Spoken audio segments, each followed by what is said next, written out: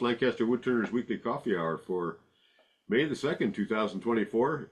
This is number 200 in the series. And to bless the occasion, I'm wearing my new Hawaiian shirt. So I'm glad to see you on Ziegler. Um, Let me see. Lancaster Club. Let me see. We're going to install the Amtrak setup on the 10th, Friday the 10th. We'll meet at 10:30 at the Kaufman Place, load up, and plan to be unloading at the train station by 11:15, 11:20, 11:30, whatever that is.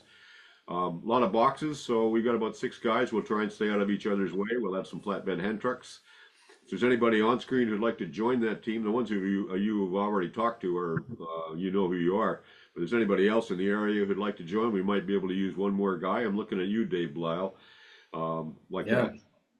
Okay. Please do I'm, join I'm us. in. I'm in for the 10th, and I just want to mention that Route 30 222 exchange is going to be closed on the 10th, just so your people know that. Yeah, we'll come through town on 23, I'm sure. I think that's the way to do it. We just caravan right along Route 23, pick up Ross Street and go to Queen Street and turn right into the train station. That's the easiest way to go, I think, from this direction. Just tell me where to be when the time comes. Thank you. Okay. I'll add you to the list. The email will be going out tonight or tomorrow. Next Lancaster Club meeting has an interesting new format that I hope Ziegler is going to tell us about. John, are you ready to do that? I am. Go for it. So I have to, I guess, credit Mike Peace or blame Mike Peace for this notion. When Mike and I spoke earlier this year about his then upcoming Zoom demo, Mike and I were talking about how long demonstrators need to be effective. And I think it was Mike, correct me if I'm wrong, Mike, but um, someone I spoke to said that there's oftentimes in their meetings when they will um, dedicate a whole meeting. I won't call it show and tell, but it's more in-depth discussion about particular turnings that people are doing and either trouble they're having or trouble they've had or something they want to learn better.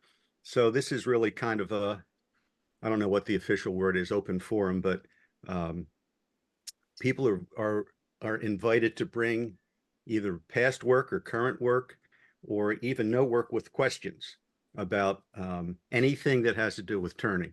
It could be selecting wood, it could be mounting something on the lathe, it could be a safety issue, sanding, anything goes. We have a lot of experienced people that are in person as well as on Zoom. And so we're going to see how this works. I'll moderate it, probably not nearly as effectively as John moderates coffee hours, but we want to encourage people that not only normally speak up, but don't normally speak up, so that we can get a lot more in depth about people's work and what they're trying to figure out how to do, and then people who know how to do this stuff can chime in, and we'll have the flip chart up front. So if people want to come up and draw a diagram about how a skew meets the wood, anything goes. So that's what we're planning to do. Sounds like fun. Okay, I'm looking forward to that one as well. I don't have any other announcements. Anybody else from local clubs want to make one? Go ahead, Ken. Good morning, everybody. We had an outstanding club meeting last night. We had Mr. Toby Bouder demonstrate for us. He did a live edge bowl, and he showed us how to do some coloring. We changed the format up a little bit for our club meeting.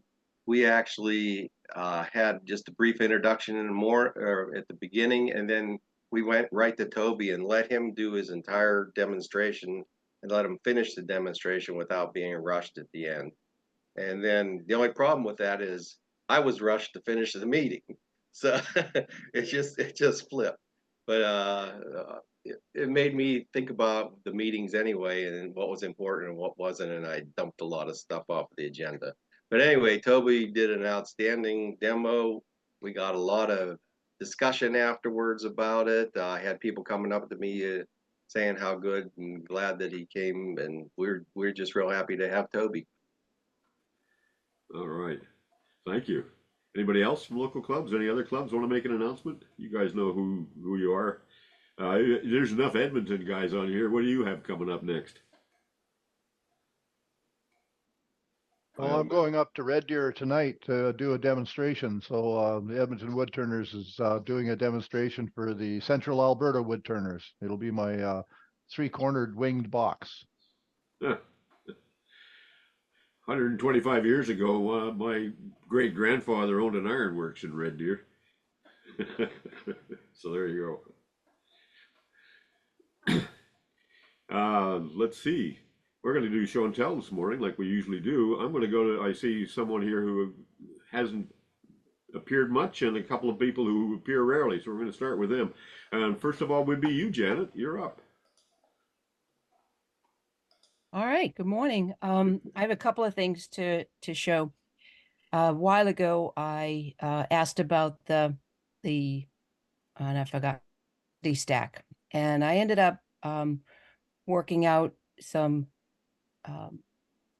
a little bit of a dust collection. But first, let me preface it with, I use a shop vac attached to this unit. I also have an air filter that hangs in the ceiling, and I also wear a respirator dust mask when I'm doing it. So this only collects the fine dust right at the sanding. So if I can share my screen, I'll just show you my contraption.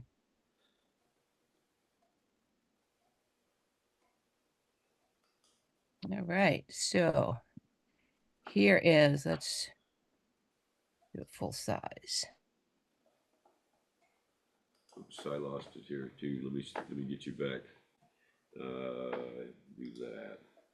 You got a black screen right now from you, and I think you've frozen as well. Afraid she's frozen. Bandwidth. She'll probably be back, and we'll go back to her. Unless I'm frozen. Can you guys hear me? Yeah, Yeah. Okay. and we're all moving around. Yeah, I'm afraid it's Shannon who's frozen. Okay, where did Duxbury go? Did he log off too? There you go. Sure, he's here. Go for it. Haven't heard from you in a bit either. Two pieces to show. This is a spiral, 8.5 square, made out of two pieces of wood. So you got the white on one side That's pretty clever. and the dark on the other side. Now, what happened? What's the risks in that? What do you? I mean, what are the ways it'll go wrong? Like, well, when you turn the first side, you've got the second side suspended. I'm not highlighted. Yeah, you are. We're seeing you on speaker view. Oh, okay. When you turn the first side, you got the second side suspending the first side. But when you turn the second side, all you've got the ribs on the back holding it together. So you got to be real careful. And once you turn the center section, this is all flat wood. Once you turn the center section, then to turn the next ring, you go in the center of the waist and you cut that center out, and then you work your way closer to the ring. If you go right next to the ring, you could tear the ring out.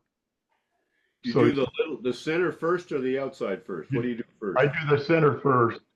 And why? I mean, it's probably obvious, but I'm not seeing it. Because I've got all the rest of this wood suspended. Once you start cutting and get out to here, you've got all these cut. You got wood suspending it. If you go the other way around, you would have all these small bars suspending what you're cutting in the middle. Does it vibrate when you're cutting it? I mean, is it really tricky and delicate? No, yeah, it's kind of delicate on the second side, yes. But on the first side, when you cut the first side, you just cut. First off, you reference to a common surface. You always reference from here to the top of here. And then you reference from here to the bottom of the cut. So you're referenced off the same surface. I use a bar with a Pin. pin in it, a piece of welding or a brazing rod in it to get my depth. Once you've cut this to the depth, you flip it over, and then when you cut this side, all you've got is those rings suspending it. You cut through till you see the opening in the other side. Do And you that's, actually do the breakthrough while you're turning, or you do that by hand with a little wee knife? no, you turn right there. You turn right there. Are you using a coal chuck to hold that? No, I have, the corners are missing. So I screw this to the corner of I screw this right onto a faceplate. Okay. And then this is a 1-inch circle. This cut here is the OD of the circle of the Right. piece. This piece here is offset a 1/4 inch this way, and this other one behind it's offset a 1/4 inch the other way. So that bar goes right through the center of the piece. Right. Would it do you any good to like use double-sided tape to glue the first side onto your big faceplate before you turn the second? Would that help stabilize it, or is it stable enough? It seems to me it would tear apart as soon as I put a tool on it. No, once you've turned this, and sometimes I sand that, but then you start turning the next one, but you never go back to that first one. Yeah, it's the second side is what I'm thinking about when it's all floating. Yeah. Once because you've got a lot of wood out here holding it together, but once you've turned this ring and start turning that next one, you never go back. And once you start working here, you can't say, oh, geez, I missed something and go back to that because you right out. Any more questions for Duxbury? This is amazing. Oh, wait, this is the easy one. That's the Let's see if we got questions in the crowd first. I'm going to pull the spotlight out so I can see the gallery. Anybody got any questions? Janet, we'll come back to you. I'm sorry about the, yeah. Yeah, what are you using to turn that spiral thing? Is it a bolt, spindle gouge, or how do you start it off? I dish down from this surface, I dish down. First off, these are only a 1/4 inch high. So I've only got a 1/2 inch in the center. So I dish down from here to the top surface of there. Right. And then from there, I set my depth gauge and I cut with a parting tool, narrow parting tool, like a 16th. I cut the ribs out. But then when you turn it over, you do the same thing. You dish down from here to the top of these ribs. But then the next one, you just cut until you see daylight through it. It's mostly with a parting tool. Yes, a sharp parting tool. Sharpen it every side to resharpen it. And real pointed, not one of these parting tools that looks like this. You want a point on it that comes up to a fine point. Like 30 degrees. At least, yeah, maybe less. Wow. Okay. 2 comments, Jim. What? One is you could sell them to very fancy homes as the grids on their heating and air conditioning things. It would look classy. The second one is, when are you going to tell us that you made it with a CNC machine? No, that's the next one. Here's the next one. You'll like this. This is a CNC machine. Oh. This is a 10 center turning. I'm going to get you back to the spotlight. Okay, that's a 10 center turning. Okay, now figure, help us. How did you do that? This is turned on a Dux chuck. First off, I made a small, the small Dux chuck. You put this in the one-way jaw. You take 2 jaws out of your regular chuck, put this in the middle, and anything you put in the middle of this, it started out as making pendants and bottle stoppers and things. But then by making a bigger one that fit in a stronghold chuck, I could make bowls and I could make all kinds of things and offset them. It's intuitive how you offset this because it's the distance from here to here, from here to your jaw that you're offset, but then you can index this. So that worked out good. But to go a step further, you always have to go a step further. And this is a bigger model because instead of offsetting a 1/2 inch or an inch, I'm now offsetting 2.5 inches, so I'm out here. So this is not a nice turning, okay? This is kind of, anyway, this is flying around. And this whole piece, this is the center of the piece, but this is the center of the turn. So once you've turned this, you index to your next center, and you actually, this would be down here like this. You have a tenon on the back of this. The tenon would be right underneath this first dimple. And then from there, you keep the same offset, but you rotate this to different positions. So how clean a cut can you get down in there? How much hand sanding are you doing? Not that much. This is a 6-inch. I went to an 8-inch, and I'm working on a different kind of chuck. It's too damn dangerous. That's thoroughly gorgeous and amazing you can do that with such a simple chuck. Well, the thing is, when you're turning this whole thing's flying around. When you do offset turning, the thing's flying around like this. When you start going 2.5 inches, it's going like this, okay? So as it flies by, you take a cut. Well, you could bust something. If something happened, you would hope the tool rest broke or the tool, because I don't know what else would happen next. But this is not a nice turning. It's flying around like this. Now, you're not using any kind of counterweight or counterbalance for that? No. So you have to be on one of those monster Powermatics or something that weighs 1.5 tons. AM 3520A. Yeah. And once you've turned this, you turn the next center, which I lay it all out, and you turn the next center tangent to that, and the next one is tangent to that, and these are all tangent circles.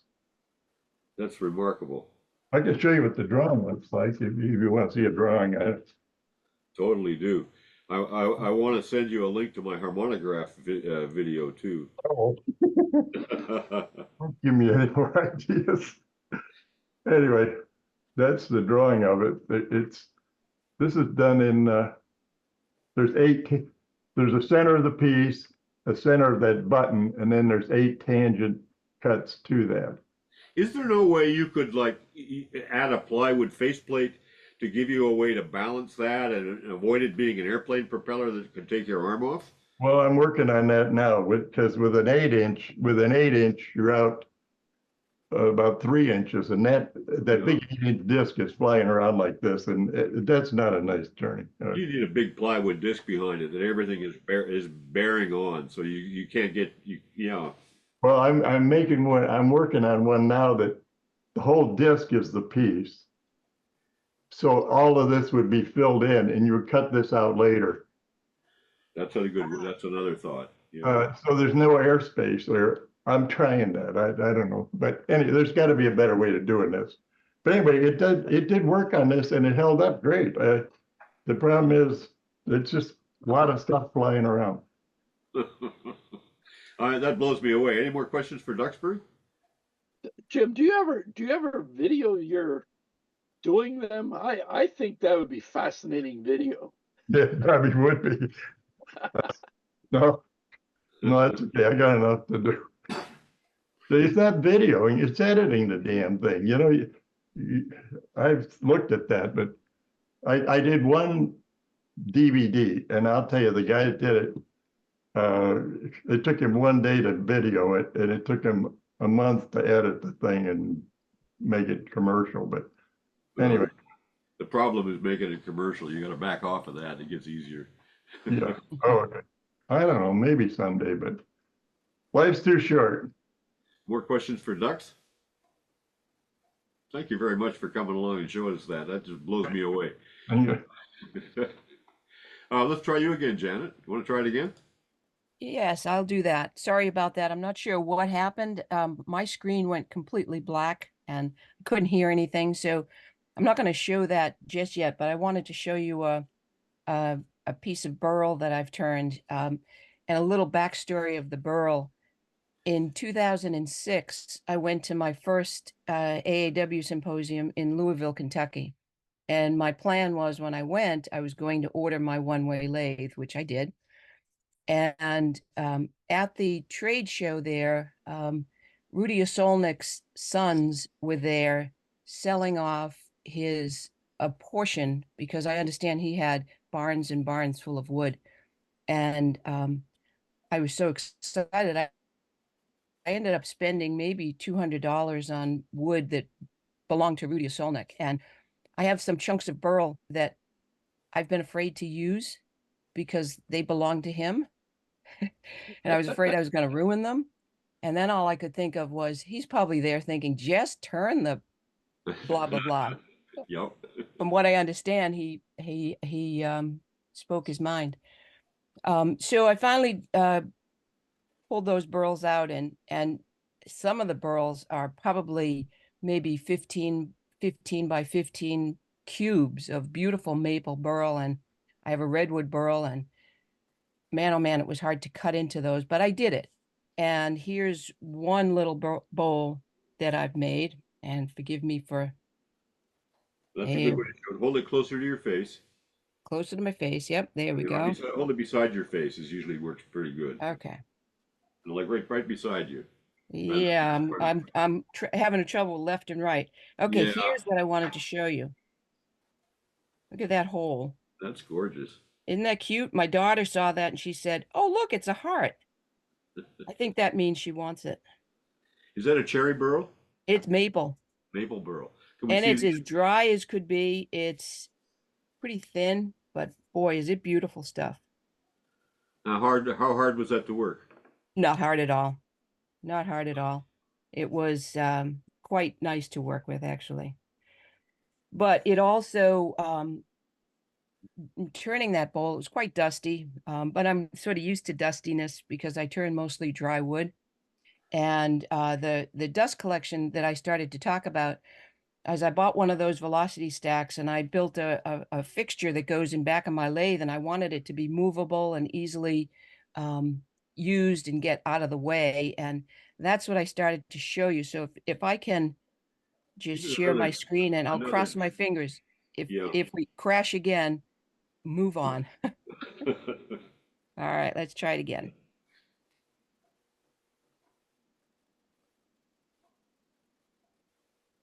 All right, here is the contraption. It looks pretty simple.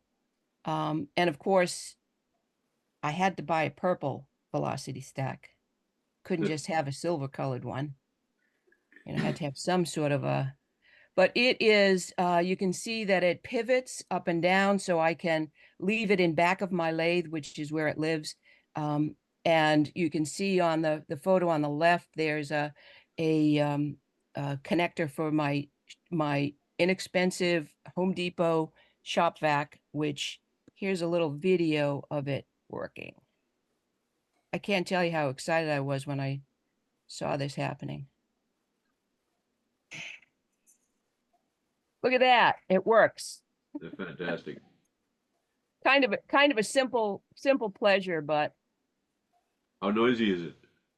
not well, it's as noisy as a shop vac is. Yeah. So That's very good. so that is so how do I get back to not sharing? I can do that. Okay, thank you. Yeah. Appreciate that. So yeah, that was it. It was a simple pleasure, but boy, it does cut down on the dust. And I think I got the words out, but that's just for the fine dust. And then I also have a sealing fixture that collects the fine dust. And I also wear a respirator with dust, which we all know how important that is to not be breathing that stuff in. And those setups, and my lathe is down in a basement room, which is open to the rest of the house. And I don't get dust up the stairs, which is kind of a nice feature too, which is good. And that's it. Comments and questions for Janet. Bert, what do you think about that running the 2-inch into the 4-inch pipe to come up to the velocity stack? What happens there with what's the air movement viewpoint on that? Well, my viewpoint on that is that anything that improves the amount of flow that enters the pipe is good, regardless what you're pulling it with. And that velocity stack, you can see where it actually bends the dust in around nice and nice flow. And that's the whole idea. The velocity stack improves it. Whatever you're sucking on it, that's just a function of whatever you've got pulling on it. Mine actually pulls 1500 CFM. A shop vac, I have no idea how much they pull, but the velocity stack definitely improves it. That's I'm not an aeronautical engineer, but that's what I think anyhow. Reduces turbulence, I think, is what's really going on. Absolutely, yeah. Yeah. It works. Whatever improves the amount of airflow going into your dust collector, anything you can do, that every little bit helps. And that did, I can swear to the fact that it did help, because all I had previously was just the open 4-inch pipe right in the same location. And it did improve it tremendously. And, then I built the fixture to get it out of the way, because that's what we do. I did when I first heard about it. I went and got an anemometer which measures airflow, and I actually tested it without and with. And I didn't care about the numbers. I just looked at the improvement, and it was a substantial improvement on airflow. So in my mind, it's whatever you can do to improve it, do it. It's simple and it works. I've done the same thing. Yeah. Question for Janet. Janet, is that the Amazon velocity stack? It is, yes. And I think it was less than $20, and you can get different colors. That's so whatever color you'd like. And I thought, as soon as I saw the purple, I said, well, that's coming home to me. I have a question. Why the 2 foot of 4-inch pipe on it? Is that part of the dynamic, or was that just convenient for you? Oh, that was to get it to the location to collect the dust. Gotcha. I built it so that the velocity stack would be just at the lower section of the bowl, just above the bed of the lathe. So if it's a clock face, if you're sanding at 4 o'clock on the bowl, that's where the dust needed to be collected from, the starting point of it. So I built it based on that, and I had the pipe. And that gives No, you actually, I didn't. I ended up buying that. That's just a real thin aluminum dryer vent pipe from Lowe's or Home Depot. it gives you something to work with, Jim, versus the flexi hose, and to make the apparatus and put it where you need it. Actually, I should also add too that I did have that ribbed flexible hose prior, and changing it, listening to the discussions, changing it over to a smooth pipe made me think it would help improve the extraction. It does. Yep. Absolutely does. Yeah. The less of that flexi stuff you have in the loop, the better off you are. Yeah. Not always easy to do though. Any more questions for Janet? Comments? Thank you for both of those, Janet. All right, thank you. Yeah. Let's try Dave Bleil again. Try sharing again. If we got the right thing up. Can you see that now? You got it. Good. I had this piece of yew and I was turning it, and something happened along the way. Here's another view of it from the other side. And I'm suggesting that if you're sitting down, you lift your feet because it's going to get thick in here. I had it on the lathe, and here I got hit by a piece of lightning, and it split it. Huh. So I have 2 trees. So what I had is I had this chunk of wood that was kind of toggling between the starter wood from my fireplace, or the other pile is, what the hell am I going to do with this piece of wood? So I stuck it on a lathe and started turning it, and I turned the top part first because I was worried about it flying apart. And you can see that the pieces of pencil marks I put on there to determine the uniformity of the whole thing. And I taped the top so I could go ahead and do the bottom part. And I also had it taped when I tried to gouge out that part. And then I used a sanding drum to reshape it and get it back to the picture you originally saw. Here it is back here. So it was kind of interesting. But after seeing Duxbury do his work, I don't know if I'll ever show anything again. Thank you very much. No way, no way. Thank you, everyone. Dave, before you hang that back up, can you go back a couple slides to where you've got your dust, where it's on the lathe? Right. There's the next one where you can see the end of your dust tube. Oh,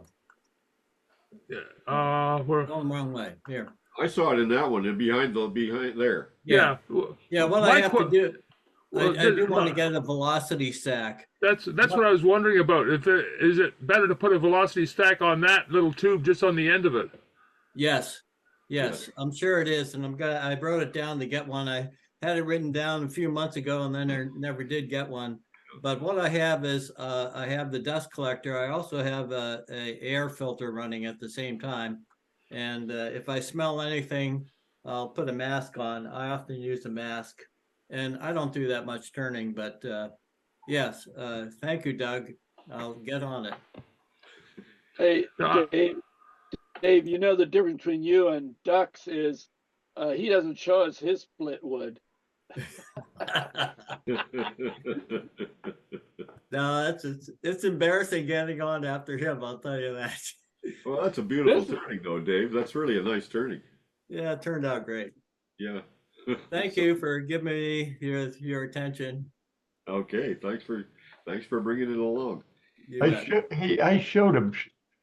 I showed to stimulate creativity. It's not to be embarrassing or something. I mean, not to show off. It's to stimulate creativity, and that's. Here comes my critic.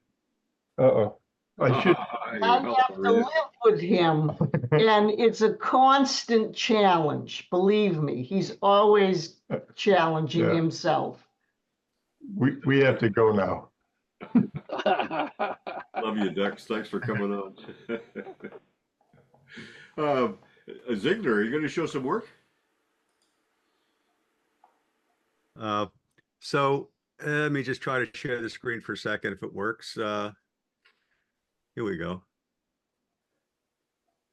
So a couple weeks ago, I showed a natural edge bowl that I turned for Patty's mom. And so this was the residual piece, and I thought I would just turn a regular cut edge bowl, but it was so small.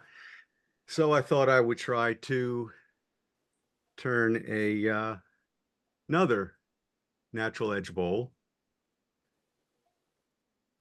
And you can see here, the cambium layer was really exposed and the bark, but instead of making it flare out, I figured I'd make it in closed form just to see what it would look like, because I hadn't turned something like that.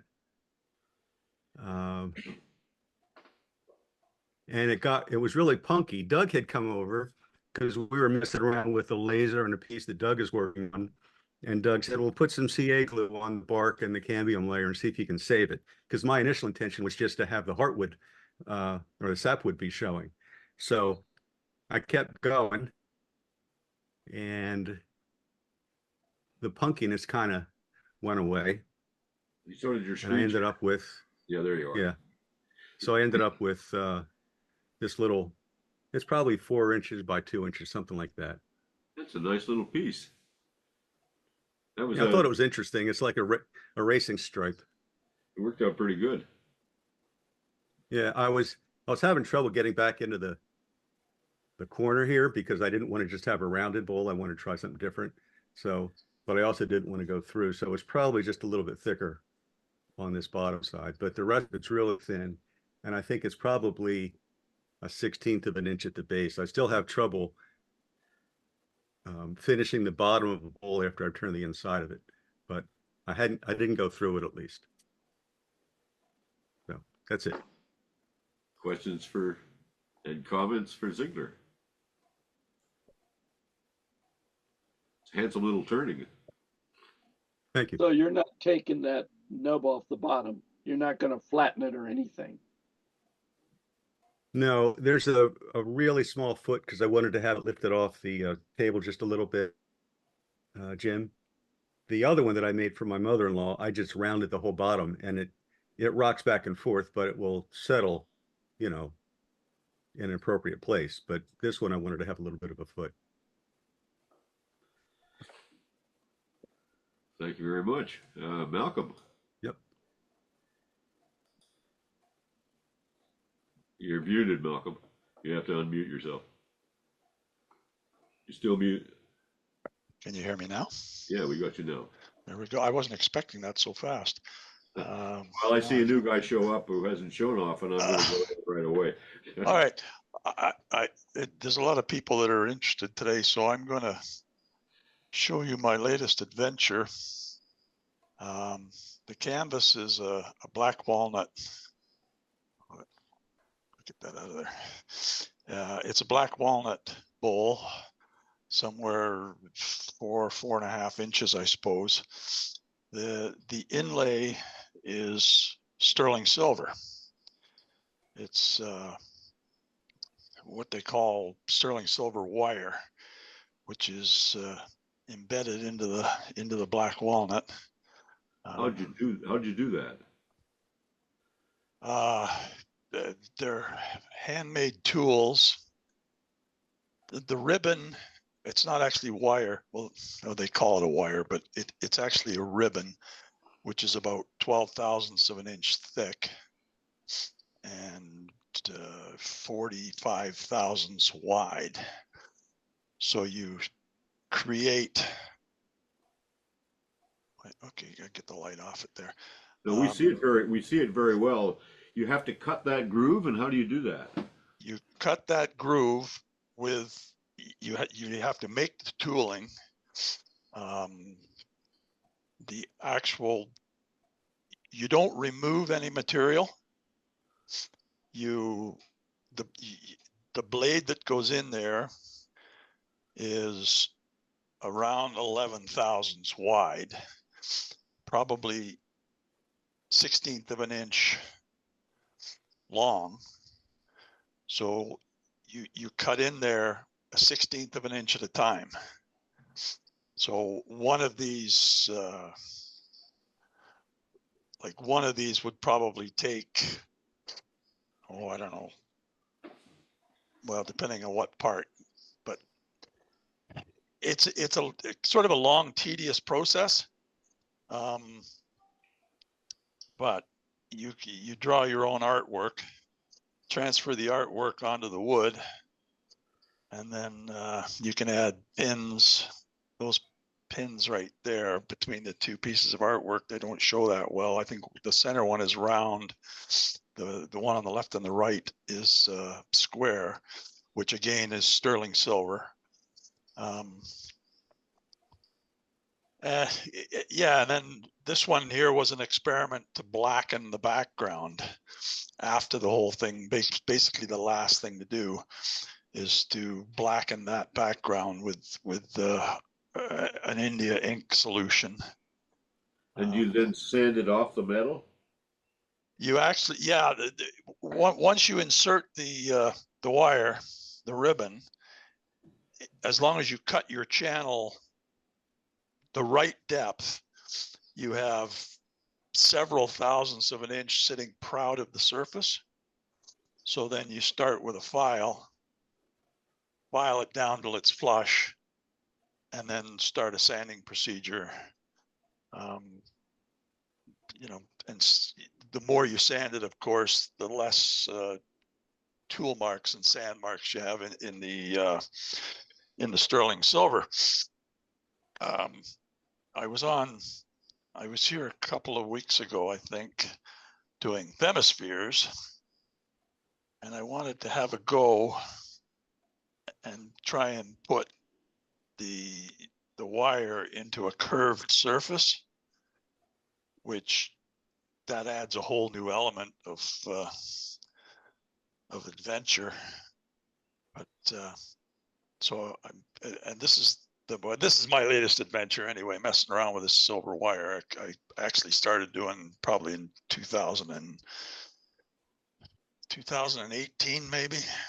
The That's wire comes from a place in Philadelphia, which turned out to be an expensive adventure to get it into Canada. But I couldn't find anywhere in Canada that I could buy the wire. Can you put the place in Philadelphia in the chat or tell us where it is? I mean, some of us live pretty near Philadelphia. Oh, is that right? Yeah. Yeah. Well, I probably bought 100 feet of this stuff. And by the time it got here, it cost almost $200. But the wire itself is only worth well, at the time, silver's gone up now, but at the time it was only worth about $60. But by the time I got with duty and insurance and transportation and all the rest of it, it was upwards of $200 Canadian, which is only about $1.50 US. But I could drive to Philadelphia in an hour and a quarter. Yeah, I wish I could. I wish I knew somebody who was going to visit Philadelphia, because I would probably get them to mule me some ore back, because it's. Where are you living, Max? Where are you? Calgary? I'm up near Stony Creek. Edmonton area. Hamilton. No, Hamilton. Oh, Hamilton. Okay. Toronto. Okay. Yeah. That's, I'm not going to volunteer to do the smuggling for you. It's a little too risky for me. Yeah, no, I would. No, I was kind of hoping my daughter would be in Philadelphia this year, but the NHL hockey is, the Flyers aren't in it. So that's a beautiful effect. Let's look for questions and see what people have. Anybody got questions for Max? I just have a comment that I just love that Femisphere, what you've done to it. That's gorgeous. Thank you. I have a couple of questions. Having done a fair amount of inlay on turnings, I'm quite impressed. That's beautiful work. But two questions I have. What are you using to glue it in, and how are you holding the pieces in order to cut those grooves? Yeah, that's two great questions, and that was a journey all of its own. The Femisphere is actually held in the lathe. That on the headstock side, I have the chuck, which I created. I created a seat for it to sit in. Yeah. And then the tailstock, same thing, a seat for it to sit in. So it's held in the lathe, and then I can rotate it this way, and I can keep turning as I need to turn it. I can rotate it and turn it as I need. But it's what would really be nice is one of those carver's stands. Yeah. Which you can, but then again, you still have to figure out how to hold it. Well, what's the tool look like? What are you doing? Is it a power tool or a little hand tool with a hammer? What are you doing? No, it would be a jeweler's. You know, the jeweler's hand tools, the little ones that they use with. I can't think of the name of it. I probably should have brought them in. They're out in the studio. Is it an engraver's tool? Exactly, engraver's tool, yeah. Which has a small chuck on the. Is it a pin chuck? Yeah. A pin chuck into an engraver's handle, and then you make the actual cutting blade. I don't even think you can buy them. You actually have to make them yourself, and then they fit into this engraver's handle. And I actually made the engraver's handle and used X-Acto knives, cut the ends off the X-Acto knives, and then glued them into the engraver's handles to get them as short as possible, because you don't want them too long. Glue, there is no glue involved. When you stab into the wood, you create a small slot. You actually cut the wood and create a small slot. As you wiggle the tool just a little bit left and right, it opens that slot up into sort of it would be basically V-shaped. Now you stab your whole wire, like if you're doing C-scrolls, which I. Hold it still. Waving it around don't help. Yeah, I know. I'm trying to. I'm on a split screen right now with Janet. Yeah, I can't see what the screen's doing. But you got it now. Just hold still now. Okay, we can see it good. That's the phone. But oh, I got two phones ringing at me now. Gosh, well, both of them will answer in a second. So as you stab into it, you create this slot. You feed the wire in, and then you wet the wood. And it seals. It swells back into the slot, holds the wire. Does the wire have little grooves or serrations on it that help? Say that again, John. Sorry. Does the wire have little grooves or serrations that will help it seat in that when the wood comes back and grabs around it? No, the wire actually comes dead smooth. Dead smooth. Okay. It comes right out of probably their mill. Yeah. So the sides are dead smooth. But what I do is I'll grab the wire with a cutoff. I'll determine what length I need. Say I need 6 inches or 7 inches or 9 inches or whatever to run one C scroll. Or actually that's an S scroll. And then take a piece of 120 grit sandpaper, hold the wire in a pair of pliers, and then drag the sandpaper. Well, drag the wire through the sandpaper, and that will leave scratches, 120 grit scratches right down the side of the wire, both sides at the same time, right? Because you fold the paper over and then just pull it through, and it'll leave scratches on both sides of the wire. And then when you wet the wire,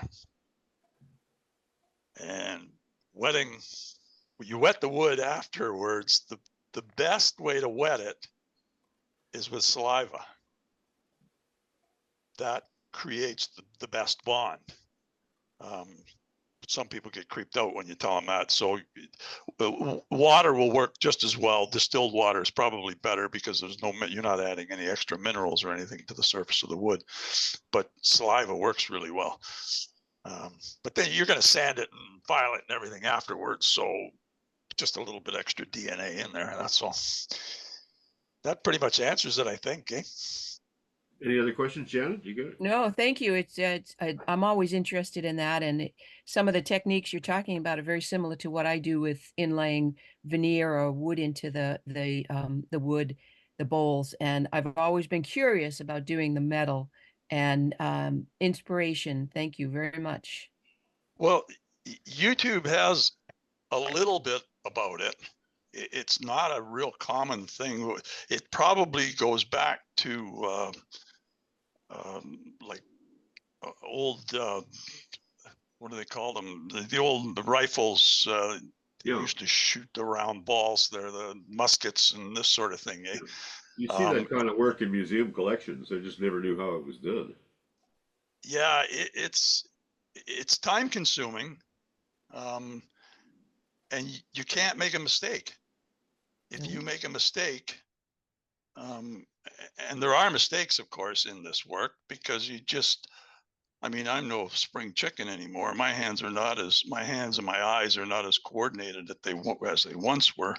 But I don't know whether you can.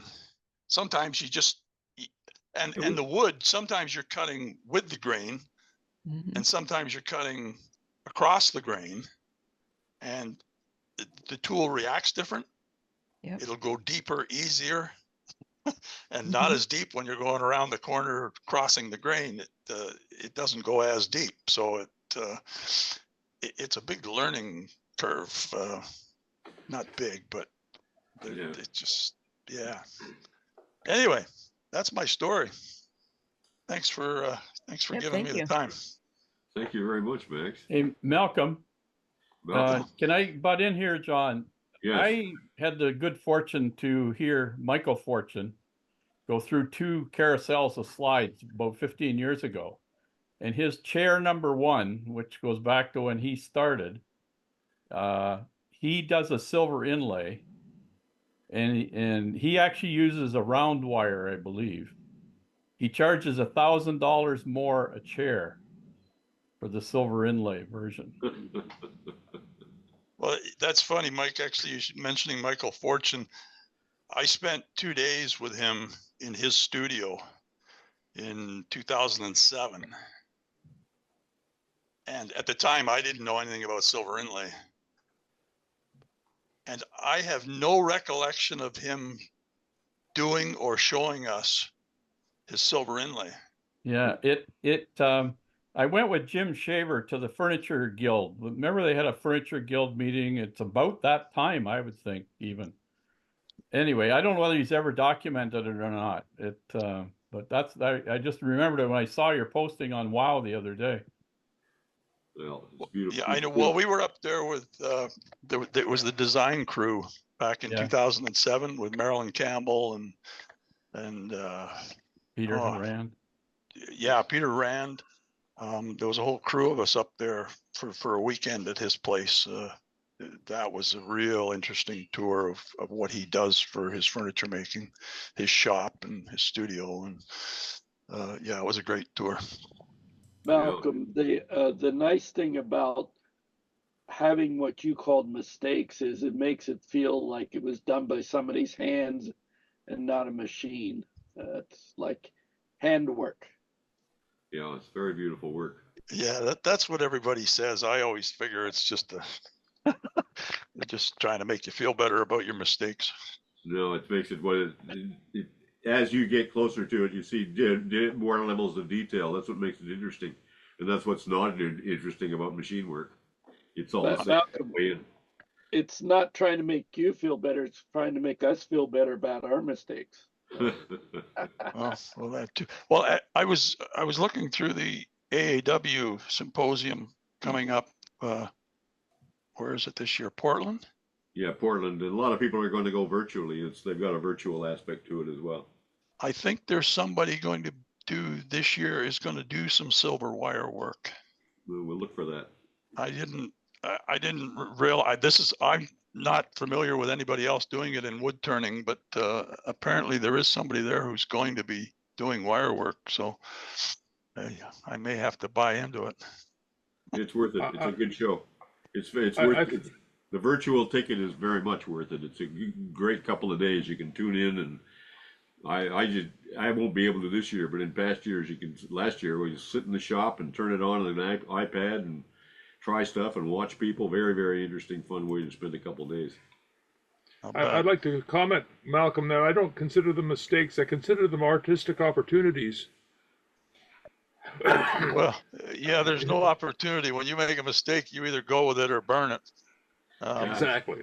Because you can't fill it back in. Nobody else will ever know it was a mistake. Oh, now it's trying to get people to buy the stuff. Well, that's another matter. Trying to put a value on it. Yeah, well, it's one of those things where you don't get paid for your time. Mike Peace, you just put your hand down. Let's put it back up. What do you got?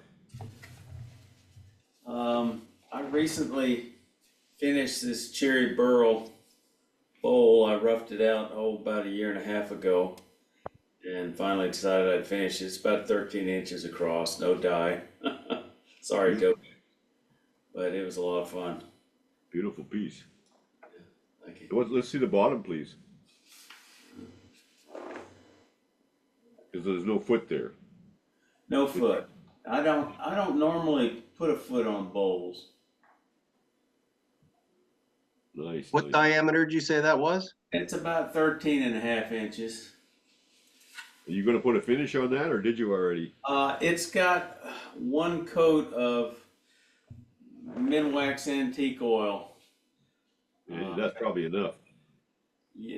I'll probably put one more coat on it, and then I'll buff it. Gorgeous work. Did you have any trouble with the bark, or did it all stay? No, I was surprised that I didn't lose anything. Don't know why. It was like I say, I roughed it out about a year and a half ago, and it's perfectly dry. But the bark, it's cherry burl. The bark held up 100%. Looks very, very tight. Yeah. They say winter cut will do that. I don't know if that's true, but This came down in the spring, early spring. very early, yeah. I don't know. How thick is it, Mike? Probably thicker than maybe I'd like, but I didn't get it perfectly even. It's probably more than a half inch on one side and just a little bit below an inch, below a half inch on the other. When I reversed it, I didn't get it completely trued up, so it's, and then the side that's higher is a little thicker than the lower because the rim was a little bit, I left it a little thicker and then got thinner as it came down into it, kind of way Richard Raffin designs his bowls. Great work.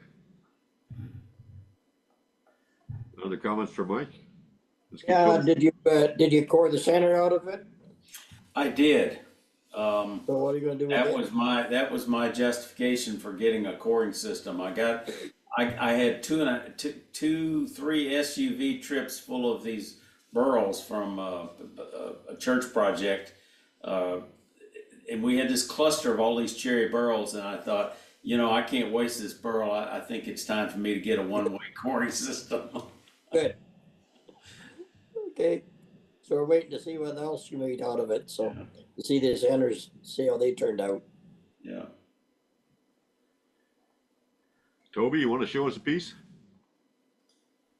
Yes. First of all, I want to thank Ken for inviting me to demonstrate at the Nittany Valley Woodturners. They gave me a mug. There we go. And a sticker to go along with it. And here is the piece that I turned. This is Hornbeam with the bark edge on it. That was the demonstration that I did on the lathe. And then I did some dyeing, which I don't have that piece. It's out in the shop yet. But I have one piece I want to share today. We'll see if this is it. There we go. Here we go. So this is maple burl that I dyed blue. And it's, let's see, 8 inches tall, 5 inches across the top. That's a really nice figure. It was an odd shaped piece when I started with it. I'm glad that it turned out like this because I was going to make 2 separate bowls, but this kind of worked better. Very nice. Lots of figure in this one. Yeah. Maple, you say, underneath that? Yes. And you say you dyed it blue. It looks more blue-gray to me. And that's how it turned out, yeah. Cool piece. But I used blue dye, so the inherent colors in the wood affect how the color shows up after I add my color. There's the top piece. This is all one piece, by the way. Good work. Good turning. All right, that's all I have. All right. That's all. Hey, Toby, a lot of people came up to me and they said they want to see what the finished dye piece looked like after we were done with it. Okay. So if you could send a pic afterward, we appreciate that. Sure. If you're all here for another 2 minutes, I got a thing I can show you pretty quick. I think I can make it work. Let me find out if I can do this. Yeah, I'm gonna have to share a screen. That's that one, and I got to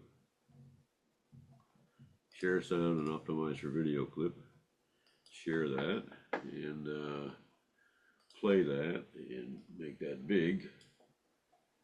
Can you see that? Whoops, I don't want to drop the damn thing. Anyway, this here hangs on the tripod, so I can move the tripod anywhere in the room. This is the piece that's a receiver that plugs into a television, or in my case, I plug it into an ATEM, right? So it's just this is the receiver, this is the transmitter. So these are your glasses that are... Yeah, 30 feet, 30, this is through glasses video. What's the resolution of those? And, I don't know. I mean, they shoot a vertical format, and I crop it to this. I have no idea, but it comes out pretty good, doesn't it? It's, Yeah. you Amazing. For a second, you'll see it in the shop. wireless things for $100, and it's like, why did I fight with wires for all these years when it's so cheap? The main reason is it used to be expensive. That was and Bert now talking it's not last so week. expensive. Well, Bert. I just took a video of part of that in my sunglasses here, and I'll show it to you next week, Bert. Okay, I got a bore a 15/16 recess in the end of this turning so I can put a fitting in there because I'm going to make a handle extension, and I'm trying the Ray-Bans at the lathe to see how they work out. So this is going to be a 1-minute video. Okay, contact.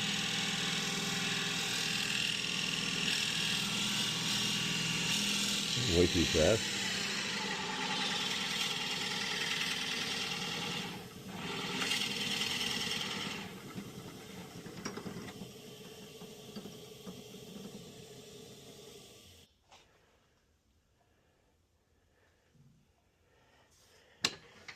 Why the heck would they make it vertical? It's on a glass and it should be horizontal. Well, yeah, they do it for Facebook. It's made for Facebook, and I don't care about Facebook. But that don't matter. I mean, this works pretty good, don't you think? I mean, yeah, straight up sunglasses video. So shake your head. Now I got to get back to Zoom. Hang on a second. I don't even know how to do it. Oh, I got to end the share. That's what I got to do. Yeah.